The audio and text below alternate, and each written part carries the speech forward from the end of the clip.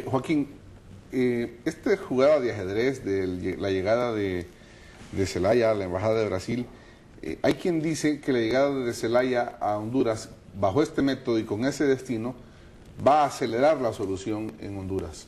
Pero yo soy un poco pesimista en ese sentido, creyendo que lo que hace, y ayer por primera vez escuché a Estados Unidos diciendo claramente de la inconveniencia del método de la llegada de Zelaya y la forma en cómo se está manejando en este momento, porque hace 2 días llamaba a la ofensiva final.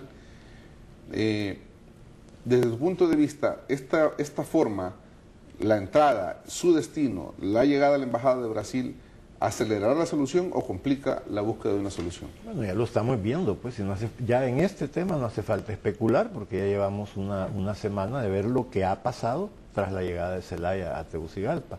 Eso en modo alguno facilita. Pero es que aquí entendámonos, porque hay que saber de qué está jugando cada uno. Zelaya no está jugando a una solución ecuánime. Zelaya tiene plan A, logro que me restituyan. La presión internacional sube de volumen, obligo al gobierno de Micheletti, al crearle una situación social sumamente problemática, lo obligo a tomar medidas represivas, con lo cual pierde todavía más legitimidad, caliento más a la comunidad internacional. Entonces, una de dos, dice Zelaya, o me restituyen o plan B, boicoteo las elecciones, porque en este clima, en este relajo que yo he venido a crear aquí, no se pueden tener elecciones. Reconocidas internacionalmente. No, es que no se pueden tener de ninguna manera en ese clima de estado de sitio y de pérdida de libertades y de todo. Entonces, ¿qué estaba viendo Zelaya? El tiempo se iba, y Zelaya había poco a poco ido desapareciendo de la escena. Llegó un momento en que ya ni hablaban de él. Ya era un patético caminante que iba de un lugar a otro. Visitante incómodo. Entonces, si seguían así las cosas, se terminaba el tiempo y se tenían las elecciones, que es la solución natural a este problema era permitir que se llevaran a cabo las elecciones, que no eran organizadas por el Ejecutivo. Una elección la organiza el Tribunal Supremo Electoral. Es más, en Honduras incluso el Ejército pasa al mando del Tribunal Supremo Electoral a partir de una fecha que creo que es el 20 de octubre. El Ejecutivo no tiene nada que ver en esto. Entonces, si Zelaya permitía que eso ocurriera, ahí ese era su final y el final del proyecto de Chávez en Centroamérica también. Entonces, la llegada de Zelaya es o bien para lograr su restitución o bien para impedir que haya elecciones y crear una situación... Pero mi pregunta, Joaquín, es, ¿y no hay mentes lúcidas, brillantes en Estados Unidos y en Brasil que no se den cuenta de lo que tú estás diciendo? Debe haberlas. Y entonces, ¿por qué no las vemos pronunciarse o por qué no vemos esas posturas reflejadas en las posturas de Estado, tanto del presidente Barack Obama como del presidente Lula, sobre todo en Brasil?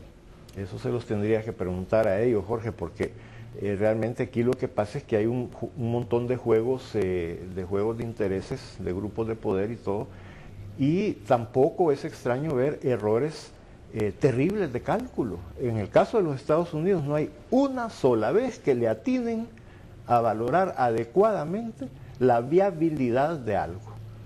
En Irak ellos creían que los iban a recibir con banderitas y que sacaban a Saddam Hussein y que en una semana estaba arreglado. Mirá lo que pasaba. Y así con todo. Entonces, sí, a pesar de que pueda haber mentes lúcidas, también hay gente que se equivoca de medio a medio en la capacidad de conocer los datos de la realidad, porque la ideología les ciega para ver la realidad como es. Pero a diferencia de Estados Unidos, Brasil tiene una papa caliente en las manos. Claro que sí. ¿Qué debería o qué crees tú que es lo más salomónico que podría hacer Brasil? Porque Micheletti le puso un ultimátum de 10 días. O le da asilo y se lo lleva, o me lo entrega. Además, le recuerdo que no tenemos relaciones diplomáticas porque usted ya me expulsó a mi delegación allá en Brasil. Entonces, la casa ya no será una embajada, sino que será una casa. Sí, pero esa es la situación que está ahora. Pero la pregunta, ¿por qué Brasil se presta a esto? Porque a mí nadie me quita de la cabeza que Zelaya no se iba a arriesgar a llegar en medio de la noche a Tegucigalpa sin un lugar a donde ir, ¿verdad? Y con orden de captura pesando sobre él por delitos comunes, ya no políticos. Entonces, Zelaya va con la residencia en Brasil asegurada. ¿Por qué Brasil se mete en esto? Una vez más, porque subestiman la firmeza del gobierno de Micheletti. para mantenerse a pesar de todas esas presiones.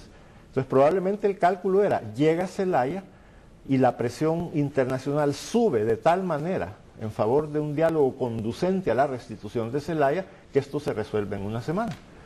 Una vez más calcularon mal, ahora sí tienen una papa caliente.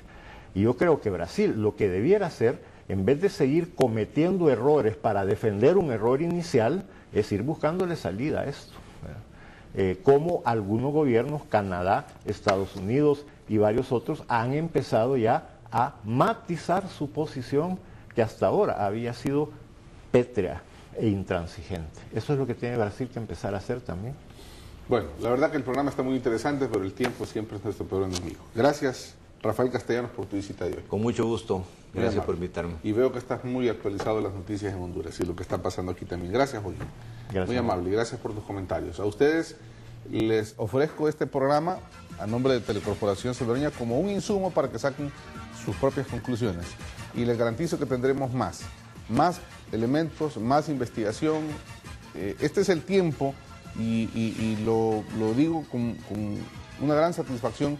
Es el tiempo para el periodismo de análisis político, es el tiempo para que en los medios de comunicación ofrezcamos elementos para que los ciudadanos estemos bien informados y estamos en ese esfuerzo de ofrecerle a usted todos esos elementos para que juntos los ciudadanos vayamos teniendo de alguna manera una conciencia colectiva de lo que pasa en nuestro país, lo que pasa con el vecino y lo que está pasando en el mundo. Mañana regresamos con otro tema todavía más interesante.